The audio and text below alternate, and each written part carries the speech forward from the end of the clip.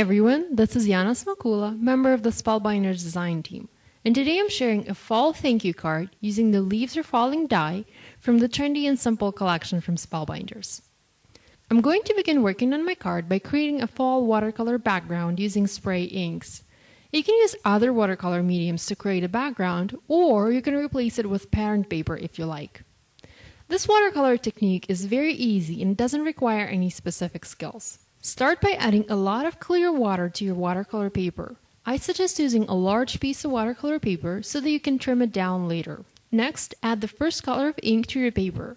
I'm starting with yellow and will move on to orange and then red colors to create a fall background.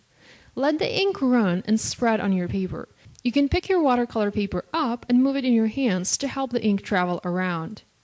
Next, use your heat tool to dry your paper. You can leave it to dry on its own, but it's going to take much longer. Using a heat tool is going to help you work faster. After you have your first color down, go ahead and repeat the same steps using the next color of your choice. Should you have too much ink or too much water on your paper, you can use a paper towel to quickly soak it up. Continue adding water, ink, and heat to your background until you have most of it covered with various ink colors. For a fall background, try using yellow, orange, red, and a little bit of green. You can also add some brown if you like.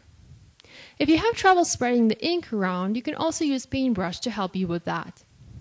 Now make sure to dry your paper completely in between new colors of ink. Otherwise, you will end up having a big brown puddle that doesn't look nice. Next, use the same type of paper to die cut a fall leaves background. You can use different paper if you like, but by using the same one, you will have the same texture on both your painted and die-cut backgrounds. Use both dies from the Leaves Are Falling set to die-cut a background. Make sure to tape them down using a piece of washi tape or painter's tape to help them stay in place. Then run these dies and paper through your die-cutting machine. I'm using my Artisan Explorer today, and die-cut your background. Remove the outer die and run the main plate through your machine again using the embossing sandwich to add some dimension to your leaves. Next, use the outer die from the Leaves Are Falling set to trim the watercolor background. Simply place the die on top of the background and run it through your machine. No need to emboss it this time. Adhere the watercolor background to an A2 top folding card base. Then add white foam adhesive to the perimeter of the fall leaves die-cut background and make sure to add some to each of the leaves.